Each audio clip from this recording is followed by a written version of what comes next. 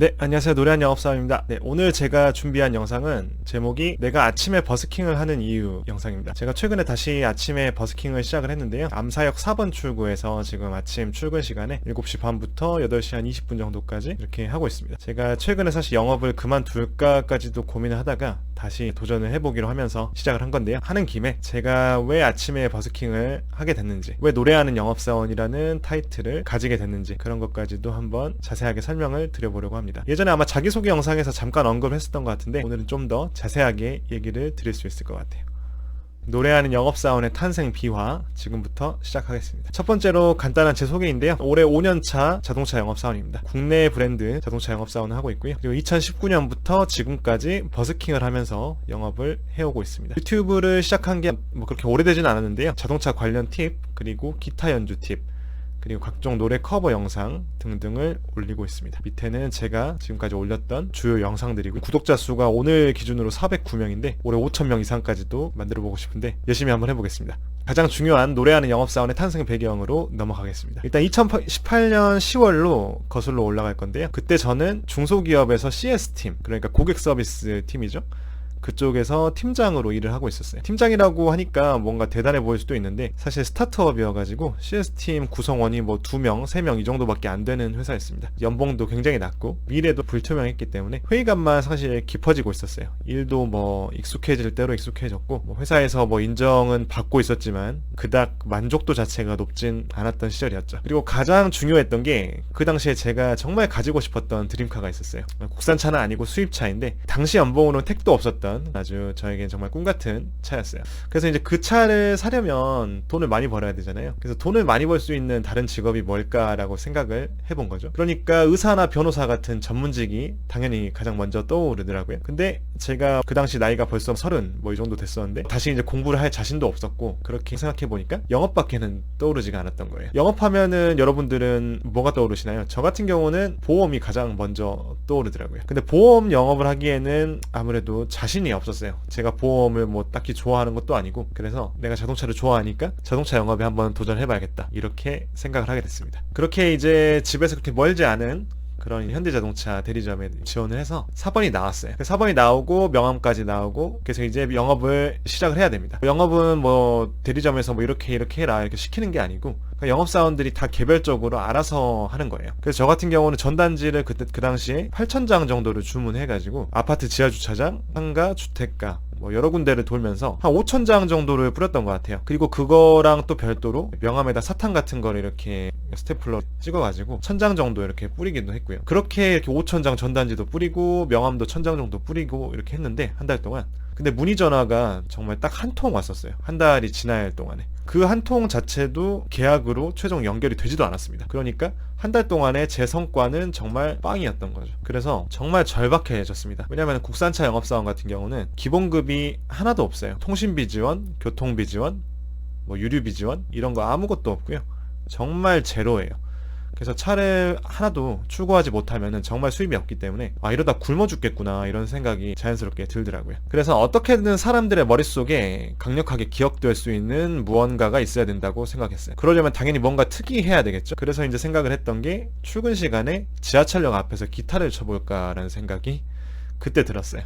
제가 유일하게 가지고 있는 장기가 어떻게 보면 기타 연주이기 때문에 그런 생각을 했었고요. 그래서 당시에 이제 저희 대리점에서 가장 가까이 있는 지하철역이 암사역 이란 곳인데, 암사역에 제가 답사를 나가봤어요. 그랬더니 여기 암사역이 8호선 종점이라 아침 출근 인파가 진짜 엄청난 거예요. 진짜 버스에서 사람들이 내려가지고 진짜 우르르르 한꺼번에 지하철역 입구로 이렇게 몰려드시는데, 지하철 입구 앞에 줄이 엄청 길게 설 정도로 아침에 출근 인파가 엄청나더라고요. 이거구나 라는 생각이 들었어요. 지도를 보시면 여기가 암사역 4번 출구고요. 제가 버스킹을 했던. 그리고 여기 보시면은 8호선이 이쪽에는 없어요. 그렇다 보니까 이쪽 뭐 명일동, 고덕동, 뭐 상일동 이런 먼 곳에 사는 분들께서 다 버스를 타시고 이렇게 이쪽 암사역으로 오시는 거예요. 그래서 자연히 사람들이 많을 수밖에 없었던 거예요. 여기 사진인데 이쪽에 이렇게 보시면은 버스 정류장이 있죠. 여기 아침마다 버스가 3대 4대 이렇게 한꺼번에 보통 들어와요. 그러면은 보통 뭐 못해도 버스 한 대에 제가 보기에는 뭐 50명에서 60명 타고 계신 것 같아요. 그러면 이제 그 3, 4대에서 사람이 내리면 거의 한 200명은 된단 말이에요.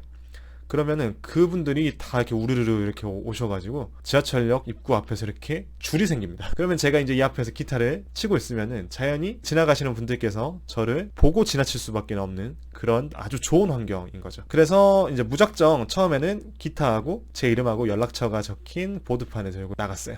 며칠간은 정말 너무 떨려가지고 뭐 아이 컨택 이런 거는 절대 못하고 그냥 기타 치면서 인사만 했어요. 그러다가 이제 조금씩 이제 적응이 되니까 점점 제가 할 수 있는 노래들도 뭐 한두 곡씩 해보고 인사도 좀 더 자주 해보고 그런 식으로 조금씩 발전을 해 나갔던 거죠. 여기 이렇게 딱 보시면은 제가 처음에 이제 손으로 썼던 그런 보드판인데 현대차 판매 뭐 장가가게 도와주세요 이렇게 해놓고 이제 제 이름 쓰고 연락처 쓰고 그리고 뭐 자동차 차종들 이런 것도 홍보도 하고 이제 그런 식으로 시작을 했었어요. 그리고 나중에는 좀 더 깔끔하게 홍보물을 뽑아가지고 또 홍보를 했던 거죠. 아 그리고 여기 보시면 이렇게 가게 앞에다가 이런 홍보물을 놓고 하고 있는데 사전에 이 가게 사장님의 동의를 구했습니다. 그렇게 이제 한두 달 정도 버스킹을 해보니까 점점 문의가 오기 시작하는 거예요.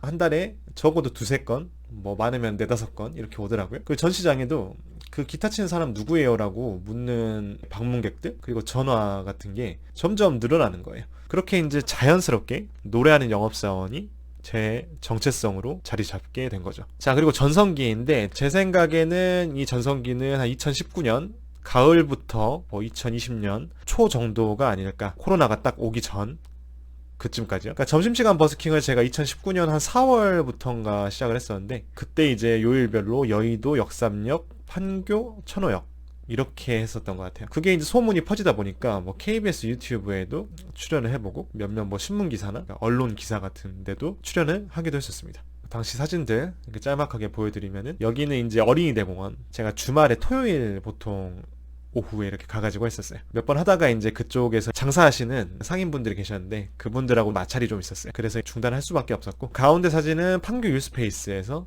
있던 사진이고요. 이 세 번째 사진은 역삼역에서 버스킹했던 사진입니다. 네, 이것도 어린이대공원이었고 이거는 청계천 장통교에서 버스킹을 했었던 시절의 사진입니다. 자 그리고 그동안의 우여곡절인데요. 당연히 없을 수가 없겠죠. 첫 번째는 체력적으로 굉장히 힘들었던 것 같아요. 일단 매주 6번에서 10번 정도 버스킹을 했었는데 지금 생각해보면 그거 진짜 어떻게 했었나 싶을 정도로 제가 생각해도 그 당시에 저는 정말 열정이 대단했었던 것 같아요. 물론 그 열정의 원천은 내 드림카를 사는 거 정말 그거 하나였어요.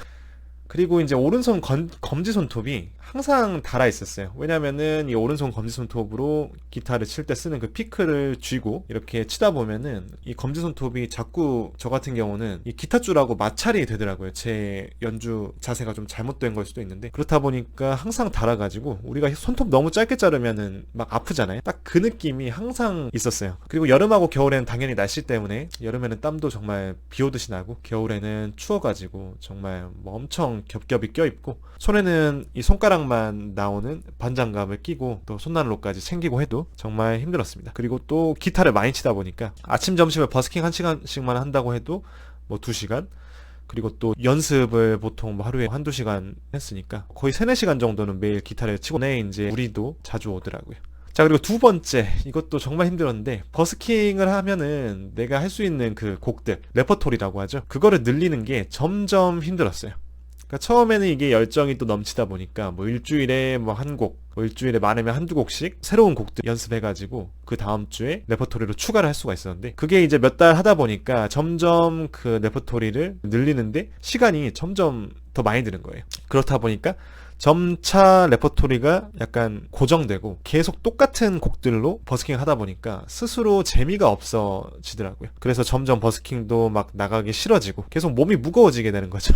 버스킹 하러 가야 되는데 하기 싫다 이런 생각이 계속 들고 그런 것 때문에 정말 힘들었고 저 같은 경우는 또 이제 악보를 보지 않고 그냥 전체 다 외워가지고 기타를 치는 방식으로 했었기 때문에 더 힘들었던 것 같아요. 악보를 보면서 했으면 좀 더 수월했을 텐데 아무래도 악보를 보면은 조금 제 생각에는 보시는 분들 시선에서는 조금 더 안 좋아 보일 수 있다고 생각이 들었기 때문에 그렇게 했었던 것 같습니다. 그래서 노래방 반주를 틀고 해본 적도 있어요. 이 레퍼토리 때문에. 근데 정말 민망하더라고요. 그래가지고 진짜 딱 한 번 해보고 다시는 안 했어요.